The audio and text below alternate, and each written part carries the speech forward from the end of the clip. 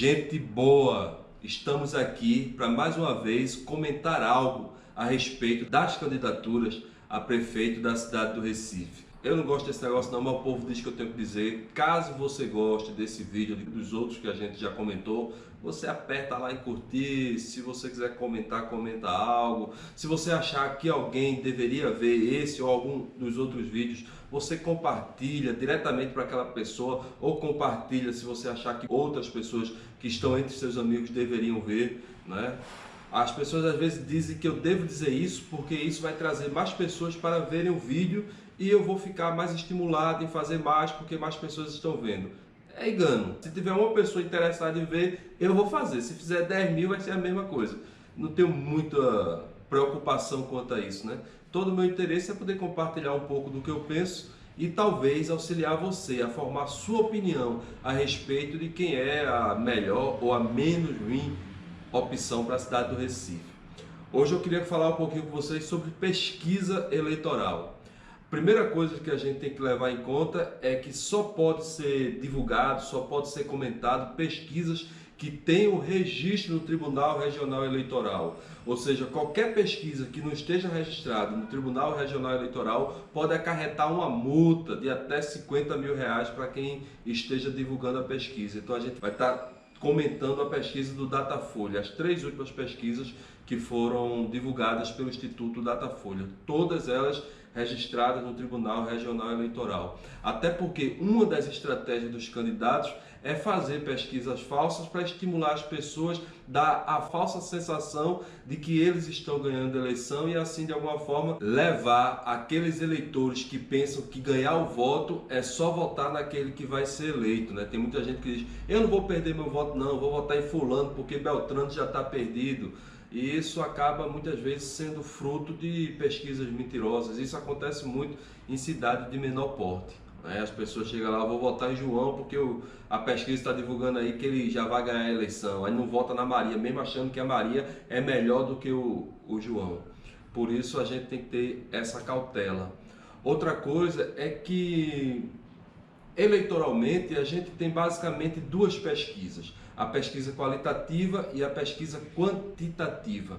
A pesquisa qualitativa é aquela que os candidatos, os partidos, os grupos políticos, eles fazem antes das eleições. São pesquisas que antecedem as eleições. São pesquisas que vão tentar aferir junto à população qual a qualidade, quais as características que o eleitor quer ver no seu candidato. E dessa forma eles talvez tirarem um candidato que represente mais aquilo que os eleitores estão querendo, ou eles forjarem, né? Porque eles chegam se perguntando, você prefere um candidato homem ou mulher? Aí o povo diz, eu prefiro um homem. Aí aquele grupo político, se tem 3 possíveis candidatos, a mulher já está excluída, porque a maioria da população já está dizendo que preferia um homem em vez de uma mulher. Você prefere uma pessoa com mais experiência, com menos experiência? Uma série de fatores, são centenas de questões que são levantadas na pesquisa qualitativa. E a segunda pesquisa, que é a que acontece agora no período eleitoral, é a pesquisa quantitativa, onde a gente vai aferir qual é a intenção de voto do eleitor. A pesquisa do Datafolha, que é a que a gente vai se deter hoje, foi feita no dia 18/10, dia 22/10 e dia 5/11. E intenção de voto, o candidato João Campos do PSB, no dia 8/10 tinha 26, no dia 22, 31, no dia 5, 31, se consolidando como um candidato que vai para o segundo turno. Isso, claro, fruto de toda uma estrutura de campanha, fruto de toda uma conjuntura, né? Eu acho que eu já comentei com vocês que Recife tem 991 candidatos a vereadores. Desses 991, 448 estão apoiando João Campos. João Campos é o cara que tem maior tempo de guia eleitoral. É uma série de fatores que acabam facilitando, dando a ele capilaridade para levar a sua campanha, as suas propostas para diversos locais, para todos os rincões e grotões da cidade do Recife. A candidata do PT, a Marília Reis, no dia 8/10 ela tinha 17% de intenção de voto, no dia 22 ela tinha 18% e no dia 5/11 ela passou a ter 21% de intenção de voto. A Marília tinha aquela possibilidade, ela já inicia, né? O PT ele tem uma fatia do eleitorado recifense, né? Qualquer candidato do PT teria uma fatia. A Marília começou uma campanha meio que escondendo o PT, ela não usava a estrela, usava o coração, não estava usando o vermelho, estava usando o branco, e ela não tinha o apoio do PT da cidade do Recife, nem o PT do estado de Pernambuco, tem o apoio do PT, do diretório do PT a nível nacional. Nesse início de campanha dela, ela começou a ser cobrada por diversas lideranças do PT para passar a utilizar o vermelho, passar a falar do nome de Lula. Inclusive você vê que foi agora, do meio para o fim da campanha, que ela começou a inserir Lula dentro do guia eleitoral, começou a vincular mais sua imagem à imagem de Lula, e isso fez com que ela tivesse um crescimento significativo e conseguisse de alguma forma abocanhar todo o eleitorado petista na cidade do Recife. Isso me faz acreditar que ela vá para o segundo turno com João Campos, né? Apesar dela estar empatada tecnicamente com o terceiro colocado. E o terceiro colocado é o candidato do DEM, o Mendonça Filho. No dia 8/10 ele tinha 16% de intenção de voto. No dia 22/10, 15%, e no dia 5/11, 16% de intenção de voto. Essa pesquisa ela tem uma margem de erro de 3%, para mais como para menos. Ou seja, esse 16 de Mendonça pode chegar a ser até 19, assim como o 21 da Marília pode chegar a ser até 18. Mas a probabilidade disso acontecer é remota, né? Ela é muito pequena. Então a real possibilidade é essa mesmo. Inclusive você vê que Marília ela vem com uma tendência de crescimento, né? Ela vem de 17, do 18 para o 21. E o PT nacionalmente não está com reais possibilidade de vitória em praticamente quase nenhuma capital brasileira. Então eles vão investir tudo que é de estrutura, tudo que lhe é possível em candidaturas que tenham reais possibilidades de ir para o segundo turno e real possibilidade de vitória. E Marília se enquadra nesse aspecto. Mendonça, ele é uma candidatura interessante, né? Mendonça ele iniciou, outras pesquisas mostram que Mendonça lá no início, na pré-campanha, chegou a ser o primeiro colocado. Mas Mendonça fez uma estratégia muito errada de campanha. Ele iniciou com aquela ideia de querer ser adotado por Bolsonaro. Quase que ele levava lá a certidão de nascimento dele para trocar o nome do pai Zé Mendonça para botar Bolsonaro, para tentar vincular a sua imagem à imagem de Bolsonaro. Uma coisa muito difícil. Muito difícil. Mendonça tem um perfil muito diferente do perfil de Bolsonaro. Então isso seria uma estratégia de difícil execução. Depois Mendonça passa a utilizar todo o seu espaço de guia eleitoral simplesmente para acusar a candidatura do PSB. Nós reconhecemos que tem uma porrada de coisa aí que deveria ser feita e não foi feita. E outras coisas que foram mal feitas. Mas a forma de você fazer essa crítica, a forma de você levar essa informação para o eleitorado tem muita importância. Um exemplo claro é o que João Paulo está fazendo em Olinda. João Paulo é um candidato de oposição. João Paulo chama a população para fazer a crítica, para apontar o erro, apontar o defeito, e ele vem e apresenta a possível solução. Mendonça, infelizmente, estava lá de forma incisiva, só batendo, e não estava gerando na população da cidade do Recife expectativas a respeito do que seria a sua gestão como prefeito. Apesar de ser o candidato mais experiente de todos os candidatos que nós temos hoje, Mendonça, ele estrategicamente errou e errou muito na execução da sua campanha. Outra coisa, o guia eleitoral de Mendonça era ocupado pela vice na mesma proporção do candidato. Apesar de nós termos visto diversas situações no Brasil onde o vice assumiu o poder, desde lá de Sarney no lugar de Tancredo, Itamar no lugar de Collor e recentemente Temer no lugar de Dilma, a população recifense não está tão preocupado de quem é a vice. E Mendonça dividiu muito a sua candidatura com a imagem da Priscila, o que fez com que a Priscila crescesse muito eleitoralmente, sem dúvida nenhuma, deu a ela uma visibilidade maior do que a que ela estava tendo, mas eleitoralmente não me parece ter sido uma decisão muito correta. E em quarto lugar, nós vamos falar da delegada Patrícia, a carioca. No dia 8/10 ela tinha 10% de intenção de voto, no dia 22/10 ela tinha 16% e no dia 5/11 ela passou a ter 14% de intenção de voto, ou seja, ela cresceu e caiu.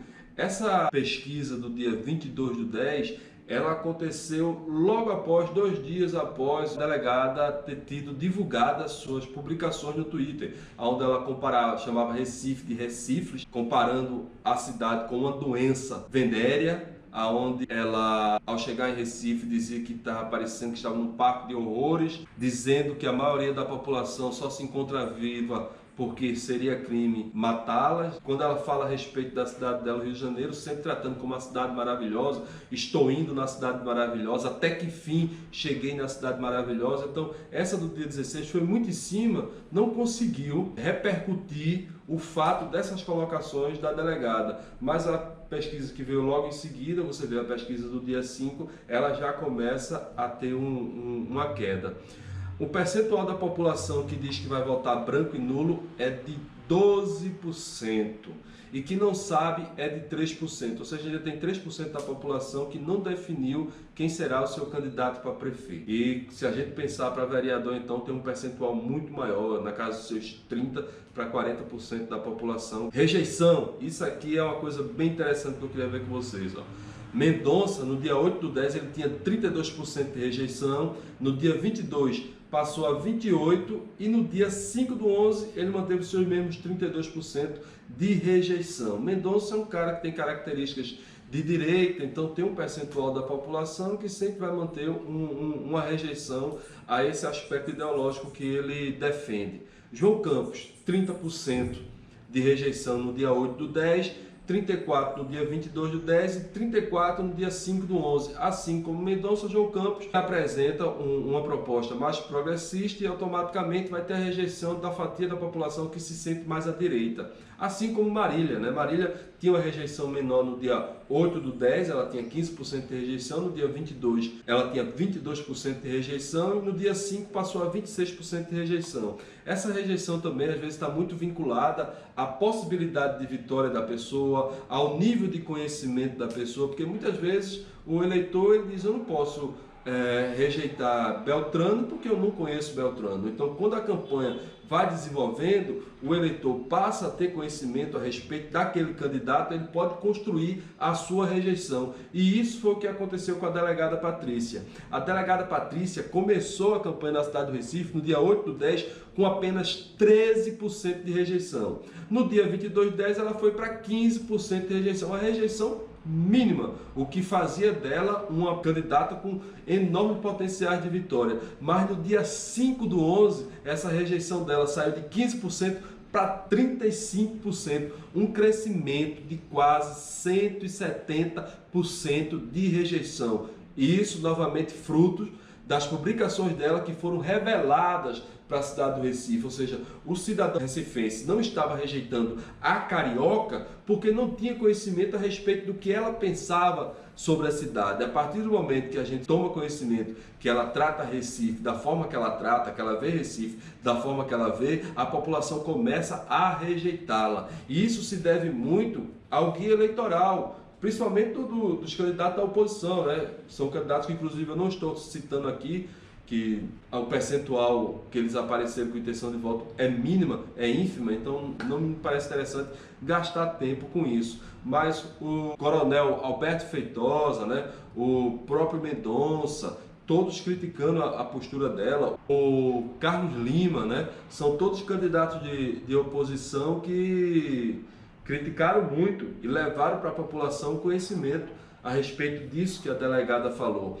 Porque quando a delegada falou isso, ficou muito limitado à imprensa escrita, né? Pouca gente acaba tendo conhecimento, mas a partir do momento que os candidatos começam a pulverizar essa informação através dos seus guias eleitorais, começam a divulgar essa informação através dos seus cabos eleitorais, através da sua militância na rua, a população começa a saber disso e começa a rejeitar a delegada Patrícia. Verdade seja dita, por mais que meu compromisso aqui, meu desejo, meu compromisso não, meu desejo, tenho compromisso com porra nenhuma, graças a Deus estou muito livre, né? Mas meu desejo é ajudar você a pensar sobre o seu voto e tentar lhe influenciar o mínimo possível, mas lhe levar informação para você construir a sua decisão. Eu sou muito sincero, o que eu mais temia era que a delegada viesse a ser eleita prefeita da cidade do Recife. né? Porque para mim, dos candidatos que estão listados, é sem dúvida nenhuma a pior opção. Mas eu acho que a partir desse momento, quando a população começa a tomar conhecimento da verdade, do que ela pensa sobre a cidade do Recife, ela começa a ser colocada à margem do processo eleitoral, que é onde ela deveria estar desde sempre. A simulação para o segundo turno, que eu acredito que quem vai para o segundo turno mesmo é João Campos e Marília, né? Vai ter um segundo turno aí disputado entre o campo das esquerdas. João Campos disputando com Marília no segundo turno, a pesquisa da Datafolha diz que ele teria 43% de intenção de voto, Marília teria 35% de intenção de voto. 20% da população diz que não votaria em nenhum deles e 2% diz que não sabe. O João Campos, se ele fosse para o segundo turno com Mendonça Filho, ele teria 49% de intenção de voto e o Mendonça teria 33% de intenção de voto. Nesse cenário, 17% da população diz que não votaria em nenhum e 2% novamente diz que não sabe qual dos dois iria votar. Já João Campos disputando com a carioca, a delegada Patrícia, ele teria 59% de intenção de voto e a delegada Patrícia teria 31% de intenção de voto. Nesse cenário se repete, 17% da população não votaria em nenhum dos dois e 1% não sabe em quem votar, né? Esse percentual que não votaria em nenhum dos dois, quando você vê lá João Campos com Marília, esse 20% é o pessoal que estaria votando em Mendonça, estaria votando na delegada. Então, quando não vê nenhum dos seus representantes no segundo turno, ele prefere se abster do processo eleitoral. Assim também, quando você vê a João Campos disputando com Mendonça ou disputando com a delegada e 17% da população diz que não votaria em nenhum, esses 17%, em tese, são aqueles xiitas do PT, sabe, aquele pessoal que não se dispõe a ver nenhuma possibilidade no seu horizonte, além da candidatura do seu partido. Pois bem, eu acho que é um pouco disso, né? Eu acho que os números são importantes para a gente construir a nossa concepção política eleitoral, para a gente definir quem será o candidato que merecerá nosso apoio. E eu estou nesse percentual aqui que ainda não sabe quem vai votar, viu? Mas eu pretendo revelar meu voto e talvez o próximo vídeo eu estarei dizendo a vocês em quem eu vou votar e estarei explicando o porquê não votarei em cada um dos demais e o porquê estarei votando num determinado candidato. Beijão no coração!